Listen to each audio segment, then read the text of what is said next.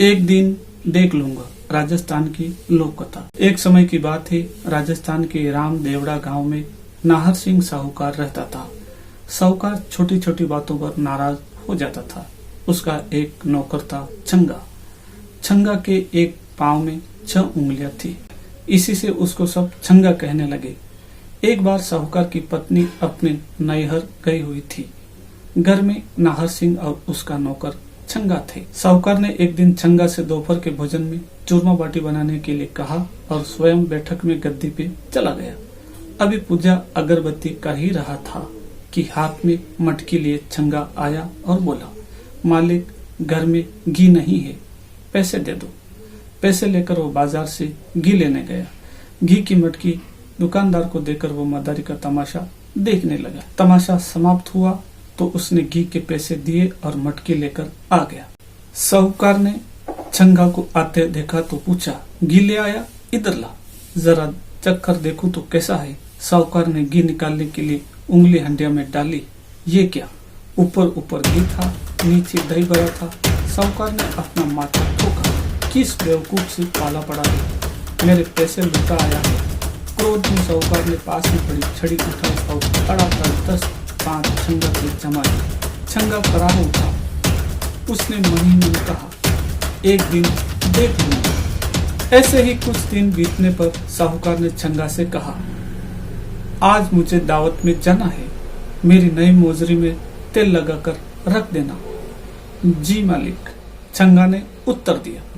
सायकाल साहूकार ने अंदर का पहना, पगड़ी लगाई और तैयार होकर छंगा को पुकारा, अरे ओ छंगा, मेरी मोजरी लेकर आ तो।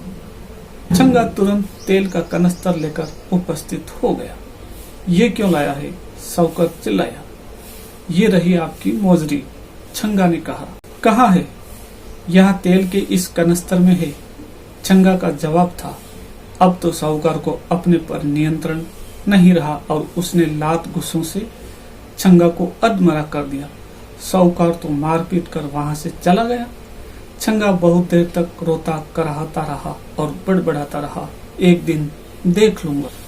कुछ दिन बाद साहूकार ने छंगा से कहा, मुझे तेरी मालकिन को लेने के लिए अपने ससुराल जाना है, तुझे भी मेरे साथ चलना है। ससुराल ले जाने के लिए घेवर और मिश्री भावा ले आना, रास्ते के लिए कचौड़ी रख लेना, ऊँट को फरेरा कर देना। यहाँ से सवेरे सवेरे निकल लेंगे। अगले दिन उंगलियों में चमचमाती अंगूठी, गले में सतलड़ा हार, सुनहरा अंगरखा, चरमर नई मोजरी पहनकर साहूकार सज धज कर ऊँट पर सवार हो गया। मालिक, आपकी अंगूठियां तो खूब चमक रही हैं। हाँ, शुद्ध सोने की बनी है। सुनहरी चमक वाली चीजें बहुत कीमती होती है, साहूकार ने गर्वपूर्वक कहा। सूरज आसमान में ऊपर चढ़ आया था। साहूकार ऊँट पर सवार आगे था, पीछे पीछे छंगा सामान उठाए पैदल चल रहा था। साहूकार के आभूषणों की चमक से रास्ते की रेत बार बार चमक उठती थी। छंगा को साहूकार की बात याद आई। चमकने वाली सुनहरी चीजें कीमती होती हैं। उसने रास्ते की चमकती रेत मिट्टी में भर भर कर खाने व मिट्टी के थैलों में डाल ली। रास्ते में एक बगीचे में कुएं के निकट साहूकार ने ऊँट रोका। छंगा ने पानी भरा। साहूकार ने चबूतरे पर बैठकर मुंह हाथ धोए और छंगा से खाना निकालने को कहा। छंगा ने प्याज की कचौड़ी, मिर्च व लहसुन की चटनी और साथ में कुछ मिठाई भी परोस दी। जैसे ही साहूकार ने पहला निवाला मुंह में रखा, उसका मुंह किरकिरा हो गया। वो चिल्लाया, ये क्या मिलाया है खाने में? छंगा ने जवाब दिया, सुनहरी रेत। ससुराल खाली हाथ जाना पड़ेगा, सराय आने तक भूखा रहना पड़ेगा। यही सोचकर साहूकार अपने क्रोध पर काबू नहीं रख सका। उसने फिर छंगा की मरम्मत कर दी। छंगा कहता रहा, मालिक, मैंने क्या किया है, क्यों मारते हो? उसको अपनी गलती समझ में नहीं आ रही थी, पर मन में उसने साहूकार से बदला लेने की बात ठान ली। अब तो इसे देख ही लूंगा, वो बोला। सांझ हो चली थी, धुंधल का फैलने लगा था। साहूकार ने सराय में डेरा डाला, आभूषण उतारे, कपड़े उतार कर खूंटी पर टांग दिए, नहाया, खाना खाया और सो गया। साहूकार को सोता देख छंगा को बदला लेने का मौका मिल गया। उसने साहूकार के आभूषण व कपड़े पहने, तैयार होकर उसने वहीं से कुछ मिठाई खरीदी व ऊंट पर सवार हो साहूकार के ससुराल जा पहुंचा। वहां जाकर कहा, मैं तुम्हारे जमाई का मित्र हूँ। तुम्हारा जमाई पागल हो गया है और बिना बताए घर से निकल पड़ा। मैं उसे ढूंढने निकला था। 2 कोस दूर एक सराय में पड़ा है। सुनते ही सब लोग दौड़ पड़े। वहां जाकर देखा, जमाई सा खाली जांघिया पहने लेटे थे।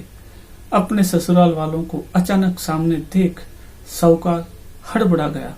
कहना कुछ चाहता था, मुंह से कुछ निकल रहा था। उसने कमरे में इधर उधर देखा। उसके आभूषण कपड़े वहां नहीं थे। छंगा कहीं दिखाई नहीं दे रहा था।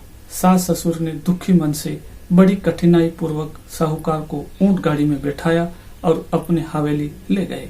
वहां पर दूसरे कपड़े पहनाने लगे तो वो चिल्लाने लगा, मुझे नहीं पहनने ये कपड़े, मैं ऐसे ही रहूंगा। जबरदस्ती गले में कुर्ता पहनाया गया। तभी सामने से उसके कपड़ों में सजा धजा छंगा आया। उसे देख साहूकार गालियां बकने लगा। छंगा हंसते हुए हवेली से बाहर निकला तो पीछे पीछे साहूकार भागा। उसके पीछे बाकी लोग भी भागे। पत्नी बार बार हाथ उठाकर प्रार्थना करती, हे भगवान, ये क्या हो गया मेरे पति को, ये तो बिल्कुल पगला गए हैं, अब मैं क्या करूं। भोजन के समय फिर छंगा ने साहूकार को तंग किया। सब लोग इनको जरा ठीक से खिलाए। 3 दिन से खाना नहीं खाया है। अब कोई कहे खीर खाओ, कोई कहे पूरी खाओ, कोई चूरमा खिलाने की कोशिश करे। साहूकार सबके हाथ झटक कर खड़ा हो गया और क्रोधपूर्वक बोला, मुझे कुछ नहीं खाना, इसी को माल पकवान खिलाओ, मैं जा रहा हूँ। साहूकार सबको धकेलते हुए पैदल ही चल पड़ा। थोड़ी ही दूर पर एक शिव मंदिर था। वहां जाकर वह एक कोने में बैठ गया।